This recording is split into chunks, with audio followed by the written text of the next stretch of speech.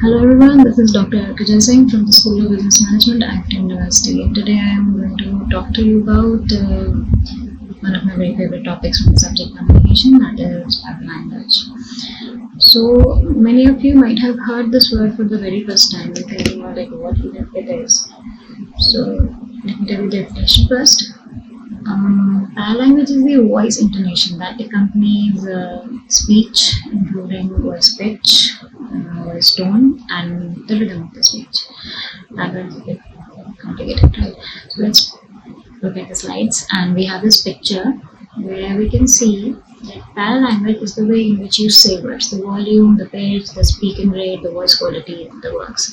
Basically, every part of the speech, whatever you're saying, is paralanguage. But it is not the verbal part of the speech. Focusing upon this part, let me make it very clear in the very beginning that communication is divided into two things. Either it is verbal or it is non-verbal. So paralanguage is that non-verbal part of communication which accompanies verbal communication to the closest form. We cannot be uttering even a single word or a single sentence without using paralanguage, because that is what makes my communication complete. I cannot be expressionless. I cannot have a voice modulation. I mean, I cannot not be having voice modulation. I have to have some variation in my spoken English or the spoken language. So that is what paralanguage is all about. Those ups and those downs, like the heartbeat, to let you know that the person is living, that is paralanguage. So the non-verbal aspect of spoken words is what is paralanguage.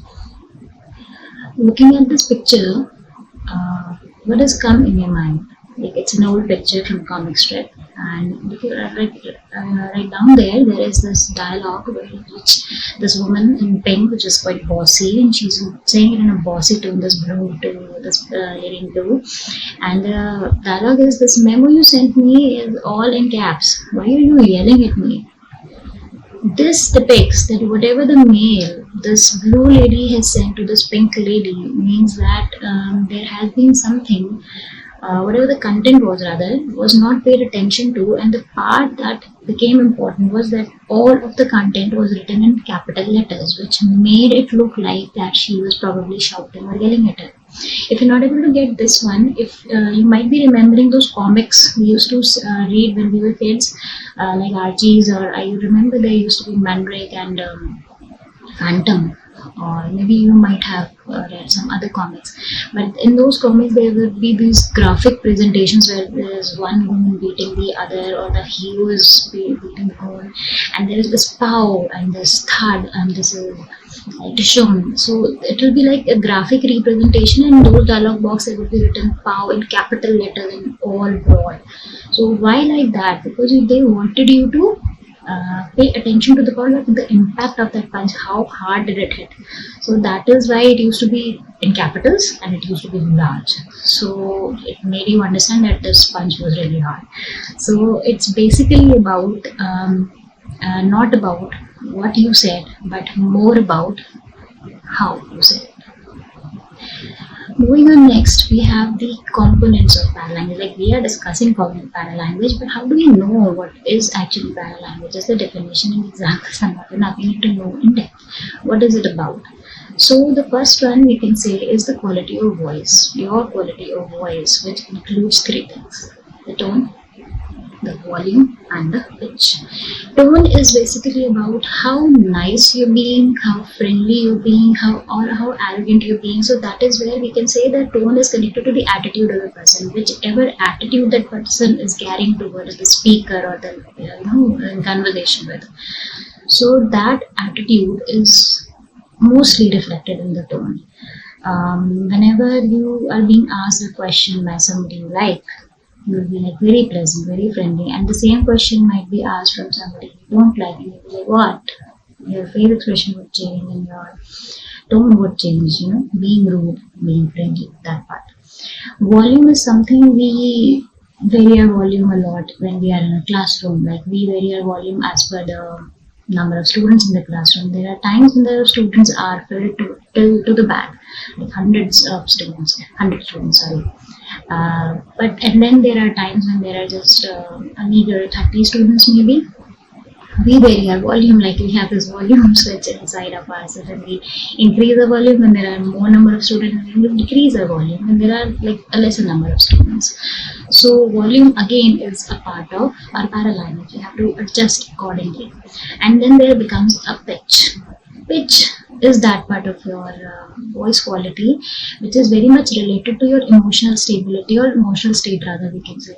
Why emotional state? Because if I'm going high, like if I'm, for example, I having an argument with somebody, so my pitch is bound to go up. My pitch is bound to be shrill. Like pitch is the thickness and thinness of voice. Am I speaking in a huskier voice, or am I speaking in a thinner voice? That is what pitch is about. And if I am like very excited and like, oh my god, something happened, so I might be shrieking it out and with a thinner pitch. And if I'm like relaxed, calm, I'll be having a normal pitch. That is what pitch is about. And then secondly, we have the speed. Speed is the quickness or the slowness, how quickly you're speaking and how slow you're being. That is the speed of your content or your paralanguage again. So speed is about, like for example, I'm on a call and I am receiving a call on waiting on that call. So, and I really need to attend that call. So I'll wind up my whatever I'm saying very quickly, and because I have to attend this waiting call, so I'll wind it up quickly and I'll be like, okay, see you, whatever. So that shows that the waiting call is very much important, and I speeded up my whatever content I was saying, and I went for that waiting call. So, and if I'm being very slow, the pace is very slow. So, in class, generally it happens if I'm like, there are teachers, or maybe me also sometimes, but there are teachers who take the content very slow. So, the class feels a bit drowsy, we feel like sleeping. So, we need to make sure that our speed is just right for the audience. Not maybe very fast, not very slow. And then the next point is pronunciation. Pronunciation is mainly about the knowledge of phonetics. I mean, it has nothing to do with your good English or bad English. It just depends upon how good you with your phonetics. Phonetics is actually how do you pronounce a particular syllable or a particular alphabet rather. Like, the sounds are associated with a specific alphabet. We, like, you remember this movie where, in the Bollywood movie, where Dharmendra has this dialogue like, if TO2 2 hota hai to GO go kyun nahi hota. I mean, that is a hilarious scene, but the point is that we have this association of particular alphabets, and they change the whole syllable. How do you speak it? It's all about the knowledge of phonetics, and it has nothing to do with really knowledge of English. Moving on, next we have the accent, which is like mother tongue effect can be included in it. So accent is about where do you belong, your cultural background, and more really your geographical background, which area do you belong to. For example, you must have seen the Harry Potter series. The Harry Potter series is made in England, like it's a British movie, a British concept, the author, the whole story, scripting, and everything is like British. So their accent is very sharp. They have very clear pronunciation of English, and words are clear, and they are pronouncing the words exactly the way they're supposed to be pronounced, because English actually originated from Britain only. Then we have the Avengers series. You must have seen those also. Those were made in USA. So you can see the difference in English. The way they're speaking is very much different, because Avengers being American series, American based movies, so, and it is more like more of a drawl. They are a bit lazy, and Britishers have this sharp and specific and very clear, crystal clear kind of English, and whereas Americans have this mixed up and slow and bad pronunciation overall. So we can tell the difference. And talking about mother tongue effect is we can take the example of Diljit Dosanjh. Yeah, he's quite popular right now. Diljit Dosanjh is this Sardaar, Pindwala Punjabi. So he's this guy. If you ask him to speak in Hindi or in English proper Hindi, in proper English, you notice this jumpy tone of his, which very much reflects as he's actually a Punjabi, a Sardar, and that is very much what we call mother of tongue effect. You cannot get those roots out of you, right? So that is generally something which is very difficult to get off or get outside of yourself. Again, for example, we have like India is full of these dialectal things, because we have these Jats, they have a different tone of speaking, and then we have South Indians, they are very interesting. South Indian tones are very, very interesting, and they have a totally different way of speaking. For example, Hema Malini and Sridevi in our industry, they have this different way of speaking Hindi also, because they have a different variation. For example, yes, Chennai Express may we have Deepika Padukone. She has this different variation, a varied way of speaking Hindi even. That is because she is a South Indian. So that is again mother tongue effect. Moving on, next we have stress, or what we call intonation. Stress is where we focus on specific words in a sentence. For example, consider this very small sentence. This is my phone. This is my phone. Okay. So this is my phone. We have four words over here. So this is my phone. I can stress on a different word in every time that I utter the sentence, and the meaning of the whole sentence would change. For example, if I would say this is my phone, which means that this is my phone, not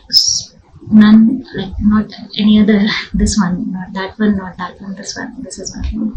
And if I say this is my phone, which means it's my phone, nobody else's, not yours, it's mine.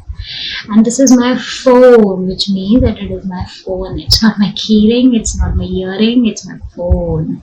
So basically, when we're paying attention to the specific word in a specific sentence, it changes the whole meaning of it. So next we have pause. What do we mean by pause? Pause means wait. We pause because we have commas and we have full stops, punctuation. We pause according to that. And then we pause like Kapil Sharma does in his comedy show. Kapil Sharma pauses just before his punchline, and every comedian for that matter, Govinda or whatever. So they pause just before their punchline because they want the audience to pay attention. Like, if at all you're going here or there, you need to come back to me, look at me, listen to me. And when your attention is back to me, I'll be like throwing my punchline at you. That is the importance of pause. And finally, we have silence. Silence is like nothing at all. Silence in itself is a very important and very weighted way of communicating. You remember the silent treatment your mom used to give in your childhood? Well, I used to get that. So when I used to be younger and used to commit some mistake, it's a small mistake, you'll get a scolding. If it's a bigger mistake, you'll get a beating. And if it's a huge mistake, she would go in the silent zone. Why would she do that? Because she wants me to feel guilty, because she's not talking to me. And I will be like, Mama, please talk to me. I'll do anything to make you talk to me. And that is how it works. Silence sometimes is far more impactful than the words itself. When a person stays quiet, it sometimes means much, much more than whatever you're intending to. So after all these components, the point is, do we even use it? Well, we are discussing it right now, rather I am speaking about it, but do we use it? Do we really use it? So let me tell you, paralanguage is something we do it all the time. I am paralanguaging right now. I am doing paralanguage from the very beginning of this presentation, and I am still doing it. So, but don't listen to me, listen to the experts. As you can see, that according to O'Neill, up to 70% of face-to-face communication is done through paralanguage. Wow, 70%. And yes, you can see all these monosyllables, they're all paralanguage, and we do it all the day. Yeah, that is all paralanguage. We do it all the time. So the thing is that we are uttering it, but is the person who we are talking to, is that person actually listening to it, paying attention to it? So let me tell you, whenever you are saying something, like when I'm talking to you right now, we hardly pay 7% attention to the content, the words, or whatever the person is saying. Can you believe that? I have given a presentation of right now till 14 minutes already.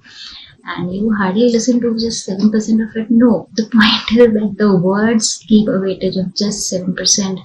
55% is body language, which we can discuss in some other lecture. But 30%, 38%, yes, is the weightage given to the tone, the voice, paralanguage. So we speak paralanguage when we gasp, we sigh, clear our thoughts, change our tone, whisper or shout, emphasize certain words, wave our hands, frown or smile or laugh or cry. String vocal identifiers like between our words, or speak faster or slower. That is all paralanguage. And with that, I would like to say that for now this would be fine, and I would like to thank you all for being such patient listeners. And why I have used that owl in my presentation, well, that is something which belongs to the cultural aspect of communication that I think I will discuss in my next video lecture. Thanks a lot for being there. Thank you.